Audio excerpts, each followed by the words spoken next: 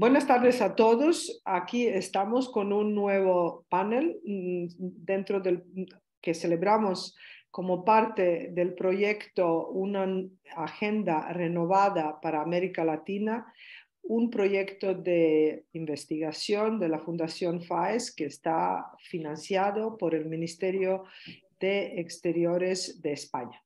Hoy vamos a hablar sobre la desconfianza en las instituciones de los países de América Latina.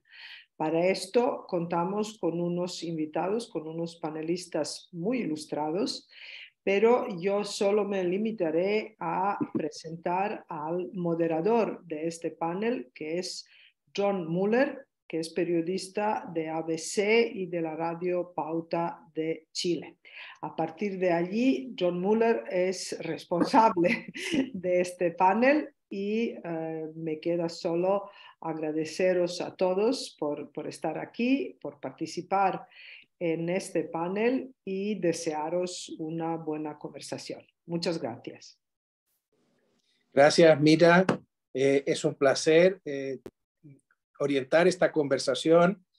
Tenemos dos invitados excepcionales. Uno es Álvaro Uribe Vélez, expresidente de la República de Colombia en 2 mandatos, desde el año 2002 y el segundo mandato desde el 2006. Álvaro Uribe ha sido todo en la política colombiana, él es un abogado, un empresario y un político sobre todo, pero ha sido todo. Alcalde de Medellín, ha sido senador de la República, gobernador de su estado, en fin, yo creo que no requiere más presentación. Y con nosotros también está Cayetana Álvarez de Toledo. Ella es periodista, historiadora y sobre todo política. Ahora hemos sido compañeros en el pasado en el diario El Mundo. Ahora ella es diputada en el Congreso por el Partido Popular, es directora del área internacional de FAES y es autora de un bestseller político el año pasado, Políticamente Indeseable, que yo creo que fue muy interesante y muy conocido en Iberoamérica. Y mi intención es plantearles la cuestión central que nos convoca esta tarde, y es cuál es su visión, y me gustaría que fueran lo más breves y concisos posible, pero sin ahorrarse ninguno de sus experiencias y conocimientos. ¿Cuál es la razón de que las instituciones hayan entrado en esta crisis de legitimidad en prácticamente toda la región iberoamericana? Y me gustaría escuchar, quizá en primer lugar, a don Álvaro Uribe, cuál es su opinión al respecto.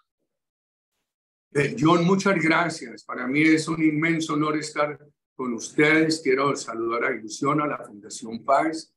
Yo tengo el mayor aprecio, la mayor gratitud por el presidente Aznar y creo que Cayetana Álvarez es la filósofa política más importante de nuestra época.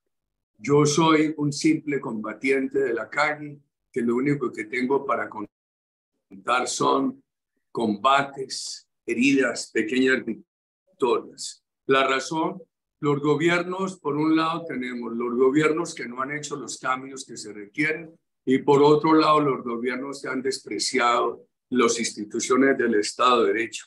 Por ejemplo, los que permiten esa inseguridad, ese narcoterrorismo que dejó de ser un delito ordinario y se convierte en una amenaza que desplaza al Estado de Derecho. Voy a ser muy rápido, después podemos dar ejemplos. Esa falta de soluciones sociales. Nosotros tenemos una población en América Latina con el Caribe de casi 600 millones de habitantes, promedio de edad de 30 años, un desempleo juvenil muy, muy alto, una insatisfacción juvenil enorme, la confusión de algunos gobiernos que creen que el respeto a la protesta es permitir la violencia. Eso hizo mucho daño en Colombia, hizo mucho daño en Chile. Otros gobiernos que creen que gobernar en el Estado de Derecho es mantenerse apegados al viejo orden. Los gobiernos que han asumido la justicia, Venezuela, Nicaragua, Bolivia, otros.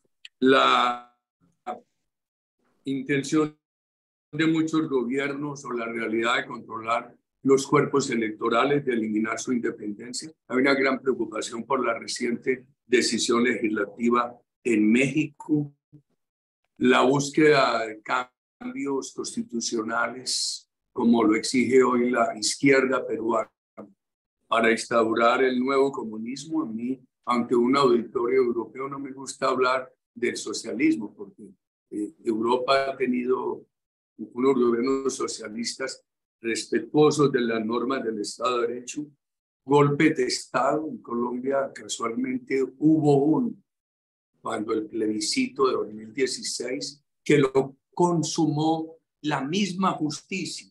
Es importante referirnos a la lucha entre dos posibilidades de golpe de Estado en el Perú, que triunfó el menor grave para la democracia, el tema de la polarización. Eso es una enumeración de temas, pero por respeto al tiempo, solamente me referiré cuando ustedes quieran preguntarme por alguno en específico. Perfecto, muchísimas gracias, presidente. Gracias por su comprensión. Quisiera escuchar el planteamiento de Cayetana.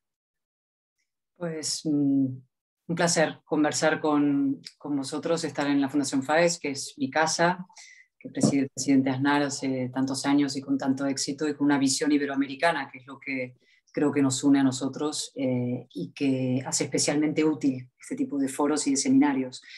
Y estar con John, al que admiro mucho, es un grandísimo periodista, y con el presidente Uribe, al que él lo sabe además, que es uno de mis referentes políticos, una persona a la que conocí como periodista. Fui a entrevistarle cuando acababa de conseguir la gesta extraordinaria de ganar ese plebiscito en Colombia contra todo pronóstico y contra todos los elementos, pidiendo nada menos que un voto no por un proceso que tenía llamado de paz, que tenía el beneplácito de prácticamente todos los factores de poder del mundo, ¿no? Con lo cual es un ejemplo de liderazgo para todos nosotros, y es un placer poder conversar y compartir reflexiones. Sobre lo que preguntabas, John, una disclaimer previo, ¿no? Es muy fácil ser pesimistas respecto a la situación global y a la situación concreta iberoamericana y lo que está pasando en las instituciones, en la política. Pero yo siempre creo, y lo digo y lo repito, que a mí me parece que el pesimismo es la coartada de los cobardes, digamos. Es la coartada para no hacer nada, para criticar lo mal que va todo, para criticar lo mal que lo hacen los políticos y, sin embargo, no bajar a la arena, ¿no? Yo soy optimista combativa, y creo que esa es la actitud que hay que tener en estos momentos. Y optimista basada en un análisis realista de la situación y a su vez optimista, como digo, combativa en el sentido de estar dispuesto a asumir el conflicto que entraña cambiar las cosas en tres frentes. En primer lugar, ¿qué está pasando en la política? La política es un oficio degradado en estos momentos, desacreditado hasta niveles insoportables. Quienes nos dedicamos a la política lo sabemos bien. Aparecemos en los índices de los menos respetados por amplias capas de la sociedad. Y eso probablemente es fruto de un proceso de degradación que se está produciendo de la mano del sentimentalismo, de la emocionalidad, de la irracionalidad y de la propia degradación de la clase política. Mi gran maestro, que era John Eliot, cuando yo le dije que me iba a dedicar al periodismo, él era un grandísimo historiador, yo estudié su mano, cuando le dije que me iba a ser periodista le pareció que era una catástrofe, pero cuando le anuncié un tiempo después que abandonaba el periodismo para dedicarme a la política, le pareció que no podía caer más bajo. Y yo me propuse intentar desmentirle y demostrar que no hay nada más importante que la política, no hay nada que afecte más a la vida de la gente, desde lo más pequeño hasta lo más grande, hasta la vida, la muerte, hasta la guerra, y que por eso tenemos que trabajar intensamente para que la política se dedique en los mejores de la sociedad.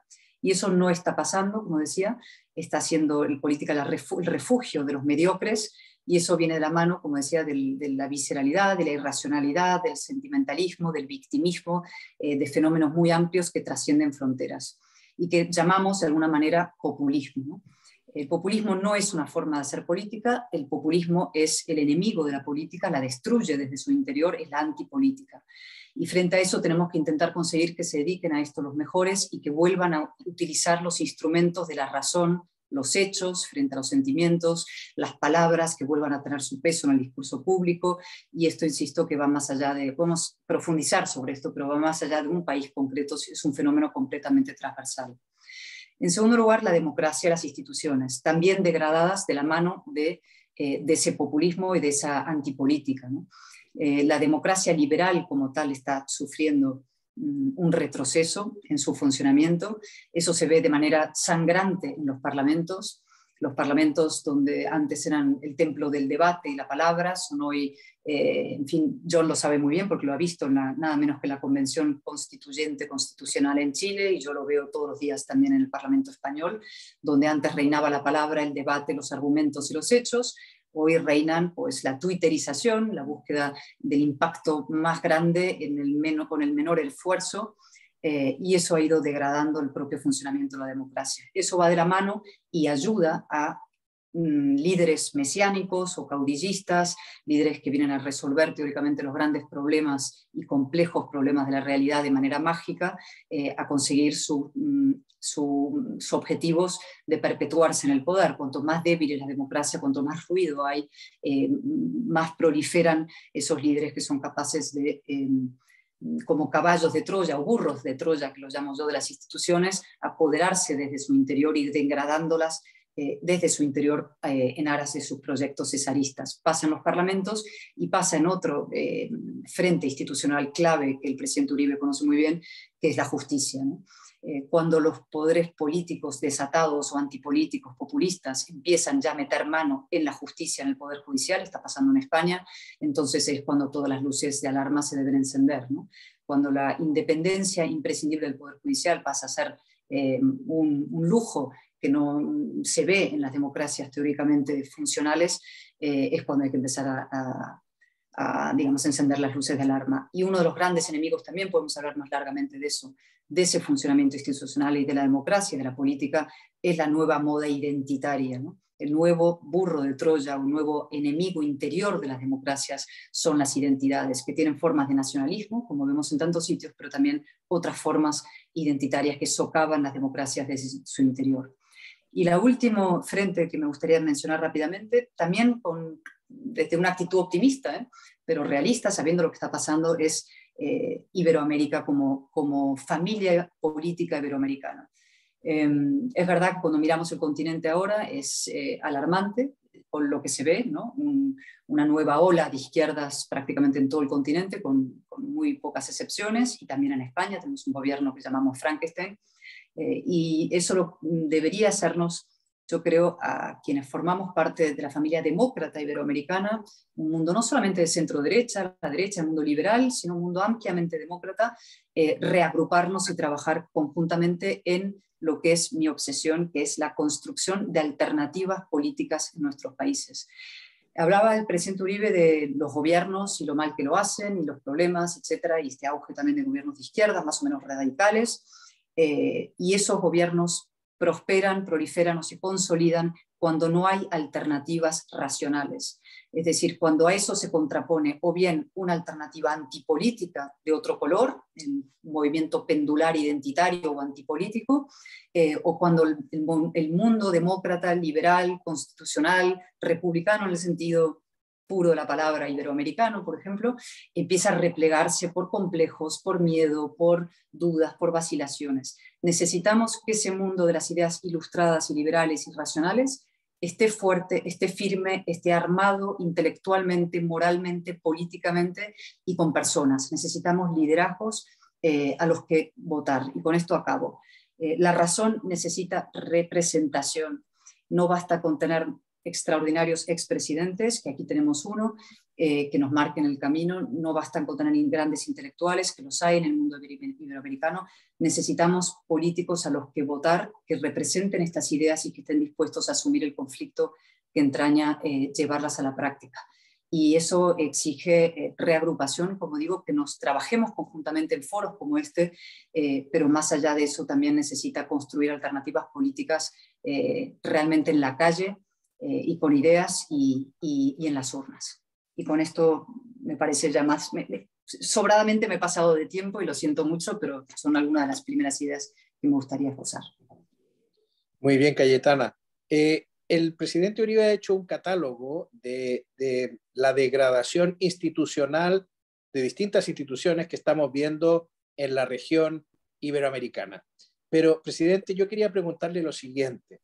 Entre el año 2000 y el 2010 podemos decir que la región vivió unos procesos de construcción, o al menos que podían considerarse constructivos. La década siguiente, lo que ocurrió fue que el debate y la discusión giró en torno a la deconstrucción de casi todo lo que se había edificado durante esa primera década, incluyendo en lo que se llama el quinquenio virtuoso en América Latina, que son los años entre 2002 y 2007, en el que hay una cierta prosperidad económica en prácticamente todos los países, cosa que no había ocurrido nunca antes. A mí lo que me sigue sorprendiendo es lo rápido que esto cambió y que lo que parecía firme y sólido y bien anclado y que Iberoamérica había optado por una ruta que era la fortaleza institucional, de pronto enloqueció y parece que resultaron seductores los mensajes populistas y empezaron a salir sobre todo gobiernos de un signo prometiendo cosas completamente distintas. ¿A qué se debe que esto ocurriera tan rápido?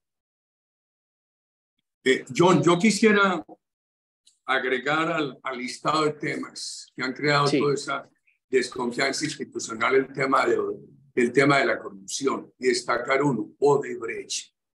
La manera como Odebrecht participó, lideró, financió corrupción y en muchas partes esa corrupción sigue impune, como en Colombia. Yo tengo allí una discrepancia de fechas con usted, porque usted divide el periodo en dos. 2000-2010 dice que fue un periodo de construcción, 2010-2020 de construcción. No olvidemos que en 2010 ya habíamos avanzado mucho en la destrucción de Venezuela.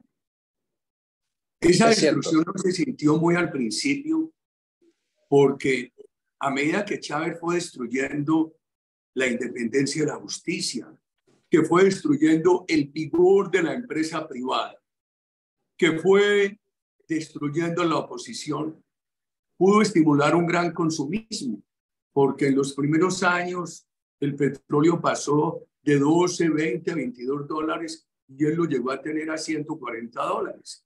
Entonces tuvo años en los cuales podía hacer importaciones para tranquilizar al pueblo venezolano por 60.000 millones de dólares. Ese consumismo no permitió que se viera la magnitud de la crisis.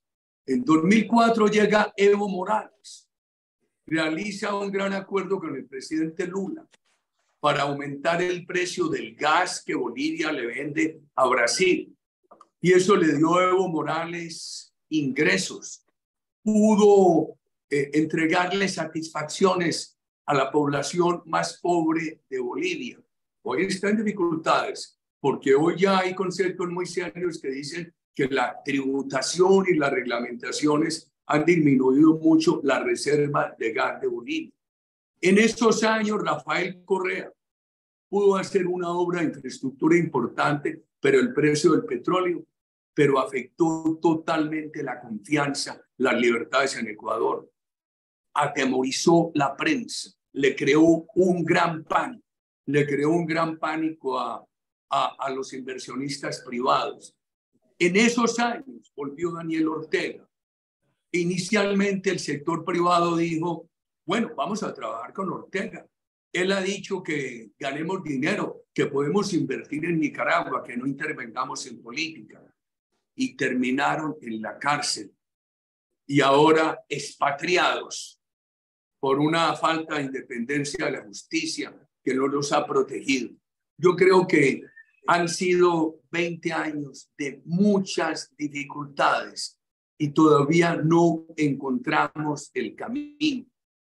En estos últimos años a mí me preocupa mucho las explosiones sociales en Ecuador, en Chile, en Colombia financiadas también por el narcotráfico, todas con un elemento común y unos grandes errores de los gobiernos que no entendieron que se necesitaban reformas a tiempo y que no entendieron que había que distinguir el respeto a la protesta de un ejercicio firme de autoridad para disuadir la violencia. O sea que la confusión sigue.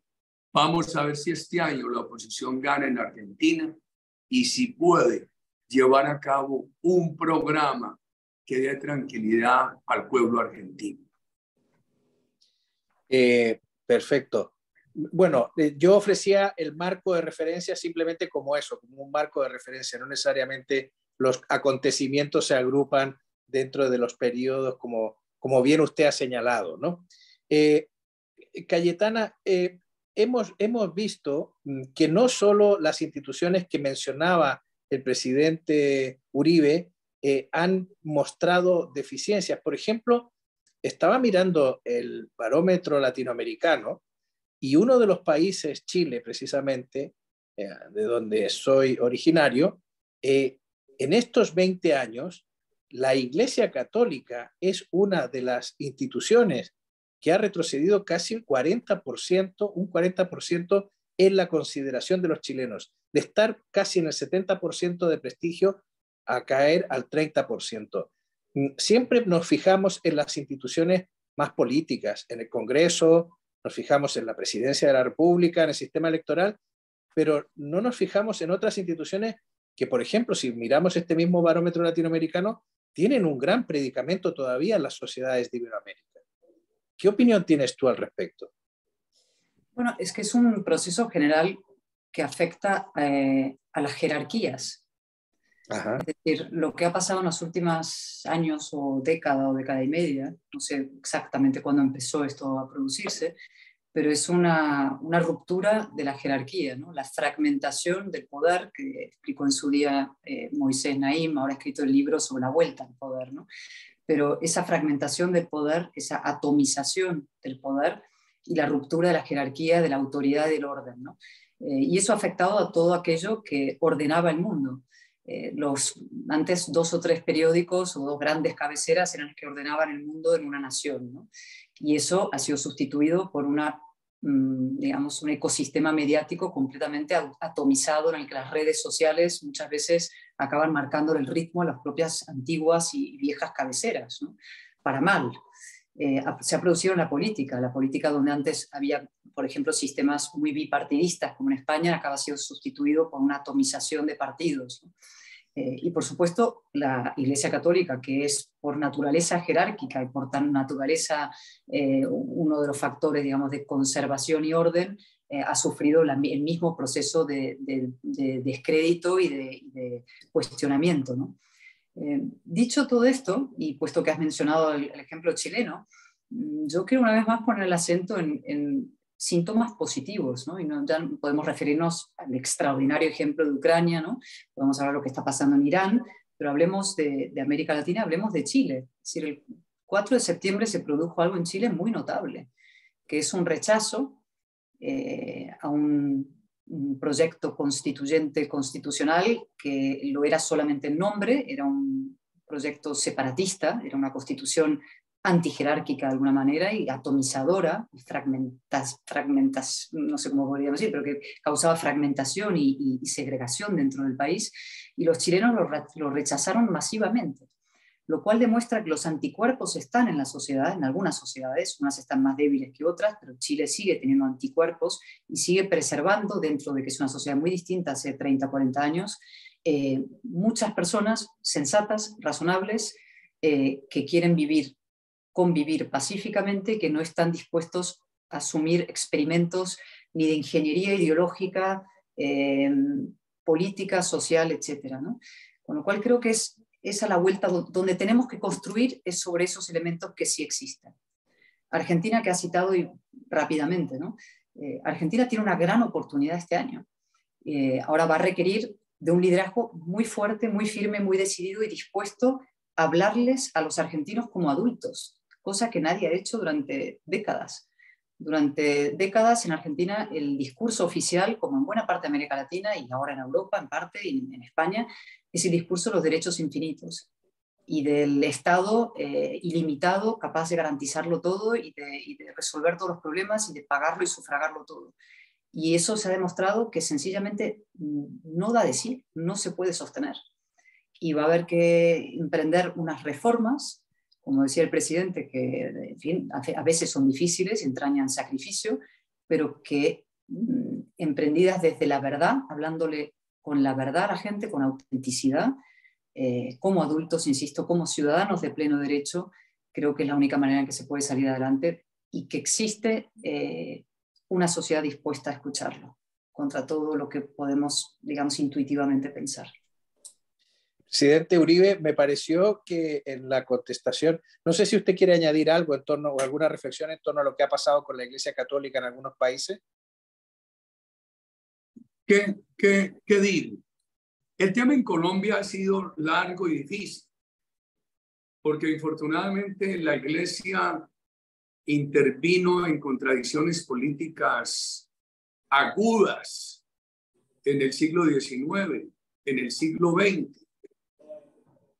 Yo la he notado bastante dividida a lo largo de mi vida, que me ha permitido hacer la observación política. Por ejemplo, la senadora María Fernanda Cabal es bien crítica del sector de la Iglesia Católica colombiana y latinoamericana que creó la teoría de la liberación y que prácticamente lo que hizo fue legitimar movimientos violentos y procomunistas. También ha tenido razón la Iglesia cuando critica los temas sociales, etc. No es fácil ese tema, pero yo lo que veo hoy es un descrédito institucional general. En el gobierno que me permití presidir, Colombia no quedó convertida en un paraíso, pero el país mejoró en el tema de seguridad, en el tema de confianza e inversión, en el tema social. Pudimos aplicar una tesis muy impopular, pero necesaria, que es menos Estado burocrático, más espacio para el emprendimiento privado, más espacio para lo social. Y hubo una gran recuperación de la confianza institucional. Y sobre las Fuerzas Armadas, y en los últimos años el discurso de afectación de las Fuerzas Armadas ha tratado de hacer mucho daño. Y estas democracias tienen que tener una guía, que es la Constitución, donde estén los principios de la democracia liberal que habla Cayetana, del Estado de Derecho, del rule of law, y dos pilares: el pilar de las Fuerzas Armadas y el pilar de la justicia, simplemente sometidos a esos principios constitucionales. Cuando la justicia se desvía de ahí, hace mucho daño, y cuando a las Fuerzas Armadas las deslegitima con la crítica injusta, también se hace mucho daño. Lo hemos vivido en Colombia. Usted, presidente, de los tres que estamos hablando, es el que ha tenido en sus manos la posibilidad de construir, dar forma, fortalecer o a lo mejor debilitar las instituciones. ¿Cuál cree, o sea, ese catálogo que usted ha hecho en su primera intervención a mí me ha impresionado mucho porque es muy certero? ¿Cuál cree que es la clave para que en Iberoamérica puedan enraizar instituciones sólidas? Yo a los 70 años y sigo en la batalla, por ejemplo, visitando los barrios de Medellín como cuando tenía 20 años. Entonces, no soy observador, sigo en el ruedo. Y el que menos siente lo que pasa es el que está en el ruedo. El público lo observa mejor. En este momento de la vida colombiana, muy difícil para nosotros. Nuestro partido fue derrotado, teniendo al presidente Duque ampliamente derrotado. Está el presidente Gustavo Petro. Yo he pensado lo siguiente: hay que hacer un ejercicio político en la calle, en la ciudadanía, con toda claridad y con toda contundencia, con toda franqueza en los argumentos, pero para que no fatigar, para que haya audiencia, con todo el respeto en el lenguaje. No es el momento de insultos, es el momento de fortalecer los argumentos. Y hay que mirar qué de las reformas se puede apoyar y oponerse con toda contundencia a aquello que haga daño a la democracia liberal en el sentido social de la palabra. En ese ejercicio estamos nosotros. Por ejemplo, yo le decía a un candidato de un país latinoamericano, no lo voy a mencionar, que ganó la primera vuelta, y le dije, vas a perder la segunda vuelta, porque desconocen los cambios que hay que hacer. En estas sociedades pobres, nosotros los que estamos del lado del Estado de Derecho, de la democracia liberal, no podemos tener un apego irrestricto al viejo orden. Hay que estar haciendo ajustes. Ah, tienes problema en tal tema, en tal tema, en tal tema. Tú no puedes negar eso. Se perdió la segunda vuelta. Entonces, ¿cómo hacer esa combinación entre la aceptación de los ajustes y la defensa frente a los desbarajustes? Me parece que el gran error de la Constitución chilena era que proponía un desbarajuste, no un ajuste. Y a toda la crítica internacional que se le ha hecho a ese texto derogado por el pueblo, yo diría ellos sí que estaban aplicando aquello que dijo el pensador francés por allá en los años 30, el socialismo colectivo. ¿Quién iba a invertir en Chile si hubieran aprobado esa constitución que creaba unos poderes locales de comunismo colectivo, para hablar en términos que entiendan los europeos que han sido tan benignos con la dictadura cubana, y a eso ha hecho tanto daño en América Latina? ¿Quién iba a invertir en Chile con unos comunismos que obedecían a la revolución molecular disipada y a un ejercicio de gobierno compartido por moléculas que compartían el odio de clases y que compartían el totalitarismo? Pero Chile dejó un gran ejemplo. La misma juventud que votó abrumadoramente por el presidente Boric y por esa constituyente fue la misma juventud que, cuando uno ve los registros electorales de las comunas de Santiago, votó masivamente para desaprobar ese texto constitucional. Eso me devolvió a mí alguna esperanza en la capacidad reflexiva de nuestras juventudes, muy conducidas hoy desde las cátedras universitarias y por los sindicatos de maestros en el adoctrinamiento neocomunista. Bueno, los veo muy entusiasmados con lo que está pasando en Chile. Ya desde hace unos años hay una cosa curiosa que ha pasado en Chile, y es que uno podría decir que las ideas liberales no están donde se supone que deberían estar las ideas liberales. Al final siempre han votado más por la libertad las poblaciones más humildes, más pobres, que las más ricas y más formadas, que están apostando de pronto por posturas identitarias como las que señalaba Cayetana. Yo quería preguntarles, ¿qué les sugiere a ustedes? Porque a veces, mirando desde lejos, dice, hoy Iberoamérica es un continente tan pobre, es un continente tan desigual. Evidentemente necesitamos un Estado benefactor que permita paliar esta circunstancia. ¿Qué les sugiere a ustedes? Y entonces inmediatamente se abandonan las soluciones liberales.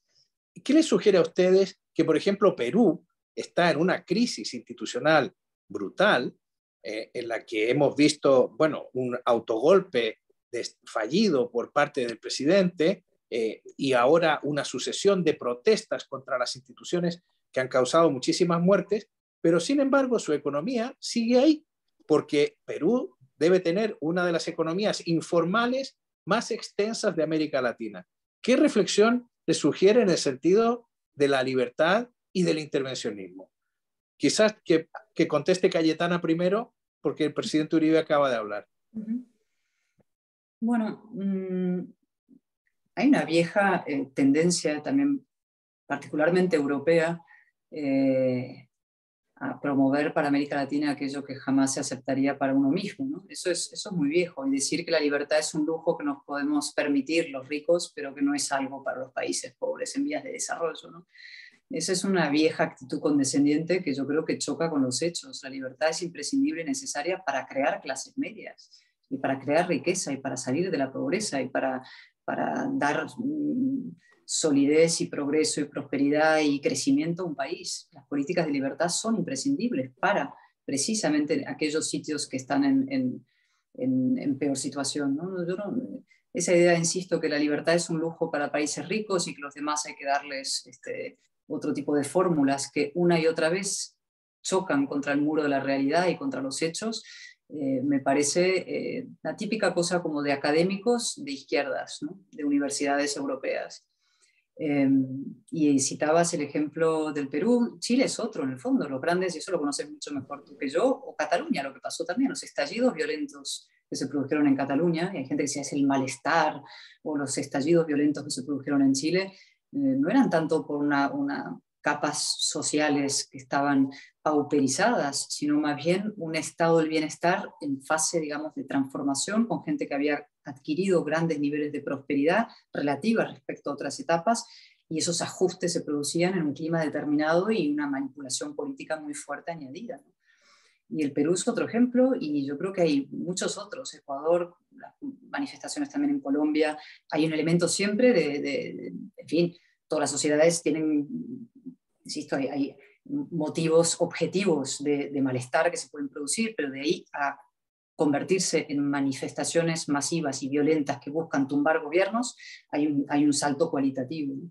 Y ahí es donde entra en juego siempre el factor político más perverso, y Ecuador, Colombia en su día, hace escasas fechas, Chile en su día, el Perú, etcétera, yo creo que tienen ese factor político perverso, se manifiesta en todos ellos, ¿no?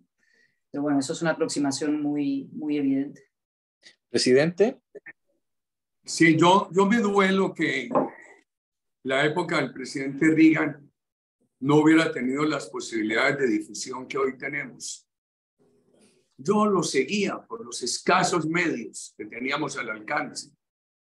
Y recuerdo un magnífico discurso de él, hablando cómo la libertad era lo único que permitía la crítica y a través de la contradicción aproximarse a alcanzar niveles relativos de verdad mejores, los nuevos que los anteriores. Y es lo único que permite la inversión, la imaginación.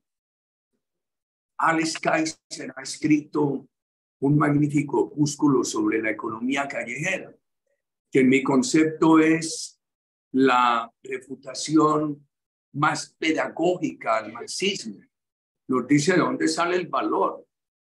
Y entonces le dice al marxismo, no nos sale de la explotación de la fuerza de trabajo, como ustedes dicen. Eso también sale del ahorro, del esfuerzo, de la imaginación, de la visión del empresario, que la hace posible la libertad.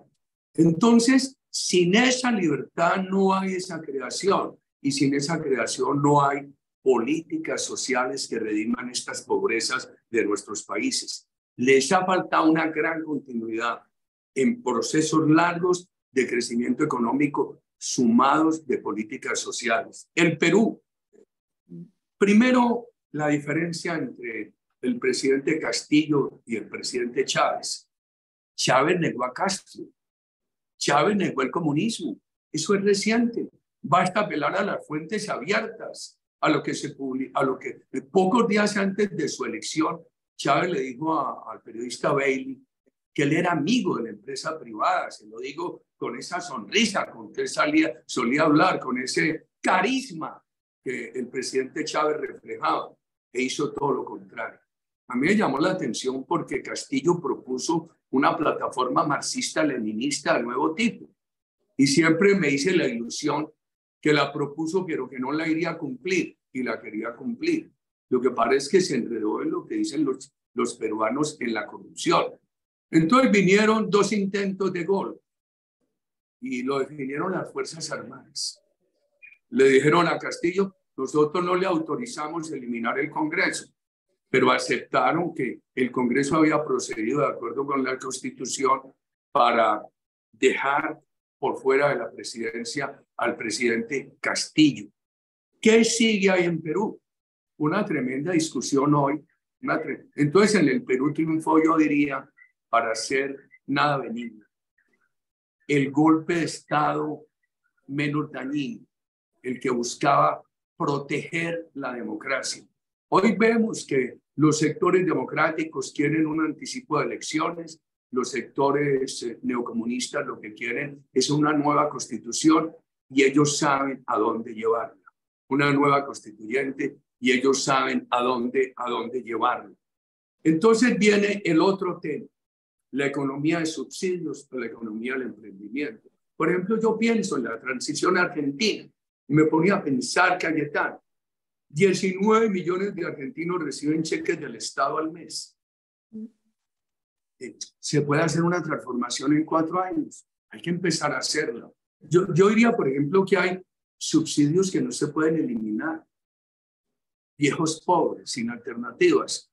Hay otros que hay que ir sustituyéndolos por un programa educativo de crédito de recursos de emprendimiento a los jóvenes y a los pequeños empresarios. Pero nada de eso funciona donde no haya confianza de inversión. Esas transiciones no son fáciles. Pensaría uno que si Argentina puede en un periodo de 4 años avanzar en esa transición, que es distinto a los ajustes del viejo Fondo Monetario, que eran ajustes de crueldad, porque ¿qué fue lo que le pasó a Carlos Andrés Pérez? Y lo que catapultó abrió el camino finalmente para la llegada de Chávez. Esos ajustes de crueldad del viejo Fondo Monetario yo creo que no son recomendables. Hay que hacer esa transición del Estado benefactor al Estado promotor del emprendimiento. Y termino con esto. En la democracia liberal nosotros no podemos hablar de la empresa privada con un lenguaje que dé la sensación que estamos en defensa de la gran empresa. Hay que defender todo el emprendimiento, desde el pequeño vendedor de mango en una calle de Ciudad de México hasta pasando por el joven que está desarrollando un software, llegando a la gran empresa. Y eso solamente lo genera la libertad y solamente ese camino supera pobreza y construye equidad. Esta mañana se me ha cruzado una cita de Alexis de Tocqueville que decía: en ninguna de las épocas que siguieron a la Revolución Francesa, la prosperidad pública se desarrolló tan rápidamente como durante los 20 años que la precedieron. ¿De alguna manera nos ha pasado algo así en Iberoamérica? ¿Qué opina usted, presidente Uribe? Ahora que estamos en una gran discusión sobre el sistema de salud de Colombia, que han hecho una propuesta muy parecida a lo que hay en Cuba, pues hemos estado mirando lo de Cuba, tratado tan benignamente por las democracias europeas, y yo me quejo de eso. Entonces, aceptemos un tema de dictadura y corrupción, pero Cuba estaba haciendo mucho más progreso, dejando a un lado el tema de dictadura y corrupción, antes de la llegada de Castro que después. Esto es, si Cuba, en lugar de la revolución castrista, comunista, hubiera corregido los fenómenos de dictadura y de corrupción, pero hubiera proyectado en el tiempo los progresos que estaba haciendo en los órdenes sociales y económicos, sin duda sería mucho mejor y se habría evitado este fracaso de 60 años que ha anulado a 3 generaciones de cubanos, y la acreditación más reciente está en los 300.000 cubanos que en los últimos años han llegado a los Estados Unidos. Son los testimonios actualizados del fracaso. Le agradezco su reflexión. Cayetana, ¿tú no tienes la sensación de que las ideas liberales pareciera que no tuvieran derecho a gobernar en Iberoamérica, incluso en España? Yo creo que sí lo tienen, pero el problema es que muchos liberales creen que no lo tienen. Entonces, son los propios liberales los que tienen unos profundos complejos sobre sus ideas y que no se atreven ni a defenderlas ni luego a implementarlas. Entonces, que la izquierda se ha reinventado es una obviedad. El comunismo fracasa estrepitosamente, como todo el mundo sabe. Solzhenitsyn, en fin, lo retrata en un libro seminal y los hechos lo demuestran, es decir, fracasa el comunismo, pero el comunismo, los comunistas se reinventan y levantan una nueva bandera y que han conseguido que sea masiva y popular, que es la bandera identitaria. Entonces ya no es el obrero el objeto, el sujeto de la revolución, sino son los mapuches, son las mujeres, o son los trans, o son distintos colectivos identitarios, o las tribus, etc., ¿no? nacionalismo que sufrimos en España, o los feminismos versiones más radicales, o los mapuches como se hizo en la constituyente. La izquierda sí se ha reinventado. Y el mundo liberal, que ganó esa batalla, esa gran batalla del siglo XX, sin embargo, se replegó y se replegó al terreno puramente de la gestión económica, por decirlo de alguna manera, y a la gestión de la cartera, y acaba siendo identificado efectivamente, como decía el presidente, con la gran empresa, ¿no? Un liberal es un señor que defiende al gran empresario. Y entonces no tiene derecho a gobernar, no tiene derecho a estar, y menos en zonas del mundo donde hay tantos pobres y donde hace faltan políticas sociales. Esa es un poco la caricatura general. Todo eso es una inmensa farsa y una inmensa mentira. Y las ideas de libertad, como explicó muy bien el presidente, son, en fin, y los hechos han demostrado a lo largo de la historia, las que son capaces de crear, generar riqueza, generar crecimiento, sacar a la gente de la pobreza y convertirlos en clases medias.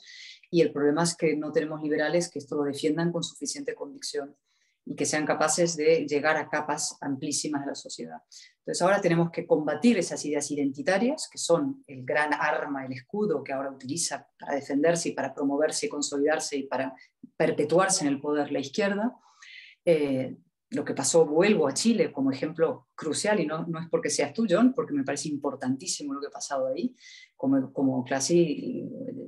Intentaron hacer de Chile un experimento para exportar al resto del continente, incluso a España, y les fracasó, y ese fracaso debe servir para nosotros, para ver por qué fracasó, ¿no? Que los mapuches masivamente rechazaron el texto que les otorgaba una justicia propia, derechos propios, etcétera, es impresionante, ¿no? Que tantas mujeres rechazaran una constitución que les daba presuntamente una especie de estatus diferenciado y mejor que el de los hombres, etcétera. Todo eso es muy importante, ¿no? Y a partir de eso, o sea, hay que deconstruir desde el mundo liberal las nuevas ideas de la izquierda, y hay que poner en pie una alternativa política, económica, social, liberal, ¿no? Con las ideas que hemos defendido siempre, pero evidentemente adaptadas al mundo en el que estamos. Y ahí tenemos que, yo creo, que empezar a usar una palabra que es muy poco popular, pero que es crucial, ¿no? Que es acabar con el victimismo y empezar a apelar a la responsabilidad, y esto del ser adultos, es decir, ser responsables de nuestro destino, ¿no? Emprender, crear, el mérito. La palabra mérito hoy es uno de los grandes enemigos de la izquierda. La izquierda ha declarado la guerra al mérito, ¿no? Incluso hay libros contra el mérito, diciendo que el mérito es el principal problema en la sociedad. No, el mérito es lo que hace que una persona muy modesta, de un sitio muy modesta, pueda avanzar y prosperar cuando hay una sociedad que permite que haya cauces para dar oportunidades a todos, ¿no? Y tenemos que volver a apelar a eso, al sentido de responsabilidad y de querer prosperar y avanzar en un Estado de Derecho, en una comunidad política, a quienes sí se consideran y quieren ser ciudadanos de pleno derecho, con todo lo que implica la palabra ser un ciudadano.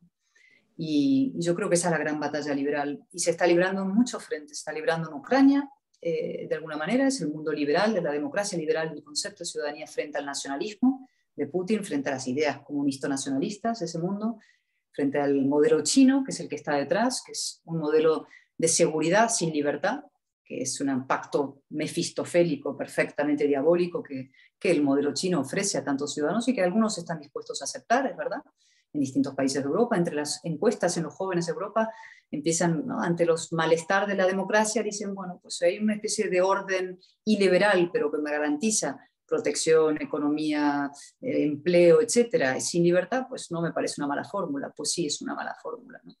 Y en América Latina, pues 3/4 lo mismo. No hay una alternativa realmente que ofrezca prosperidad y paz civil al orden liberal, al mundo de las ideas liberales. Hay la ficción de la utopía, del comunismo, del estado del bienestar infinito, del socialismo del siglo XXI, XXII o XXIII, que siempre acabarán las mismas lágrimas y los mismos fracasos. Y luego está la antipolítica, de un cierto mundo, la derecha, que ha decidido contraponer al fracaso de la izquierda sus propias utopías de antipolítica de derechas, que tampoco son la solución. Y entonces, pues, ese mundo liberal se tiene que sacudir los complejos y rearmarse intelectual y políticamente. Y insisto en lo político. Necesitamos representantes con estas ideas. Muy bien, Cayetana. Presidente Uribe, algunas palabras para finalizar, alguna reflexión final para terminar. Primero, muchas gracias.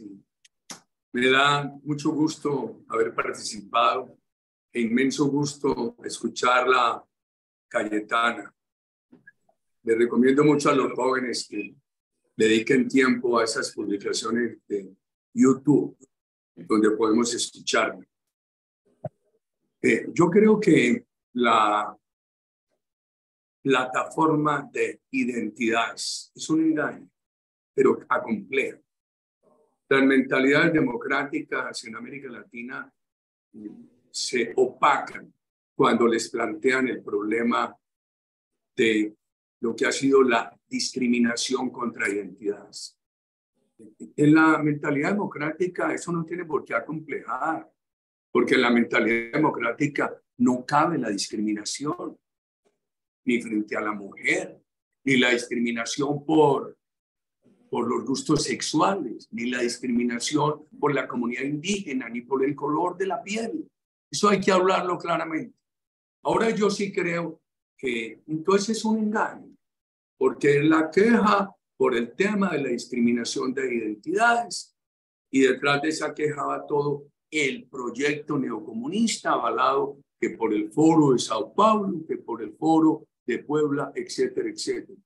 Yo creo que hay alternativas y las alternativas son las instituciones del Estado de Derecho, un país seguro, pero para todos, con valores democráticos, un país con inversión privada, pero para todos, un país con reciprocidad de políticas sociales, un país con independencia de instituciones. Es tan grave el neocomunismo que acaba la libertad y la inversión privada como el liberalismo que las acaba porque las desgasta al no avanzar en los ajustes sociales que se requieren. Por eso el partido nuestro ha sido tan insistente en Colombia en la necesidad de llevar el tema de la seguridad, el tema de la inversión, el tema de las políticas sociales de la mano. Y hay que enfrentar el tamaño del Estado. Estos estados gigantes son consumidores, son destructores de recursos. Ahí sí que se da la deconstrucción. Y al mismo tiempo esos estados gigantes son un gran obstáculo a los avances sociales, al avance del sector privado, al avance, a la consolidación de las libertades. Y el tema no es el tema que aquí se cuestionó como simple neoliberalismo de reducir al Estado. El tema es destruya el Estado burocrático y clientelar y aumente el Estado que dé soluciones sociales, el Estado que le cree espacios a la creatividad privada. Muy agradecido con ustedes, John, con el presidente Arnar, en paz, y siempre aprendo mucho cuando escucho a Cayetana. Muy amable. Nosotros aprendemos de usted, presidente. Muchas gracias, presidente Uribe. Muchas gracias, Cayetana, por esta conversación y estos minutos. Ha sido un placer hablar con ustedes y dejo esta transmisión en manos de Mira, si nos está oyendo, y si no, le doy las buenas tardes a todos los que nos están viendo. Pues nada, de verdad, muchísimas gracias. Y yo siempre aprendo con los tres, así que os agradezco personalmente y en nombre de FAES este magnífico panel. Seguiremos planteando diferentes preguntas sobre América Latina dentro de este proyecto de una agenda renovada para América Latina. Muchas gracias por vuestra atención y buenas tardes. Buenas tardes. Muchas gracias. Muchas gracias. Gracias. Un placer. Muchas gracias. Adiós.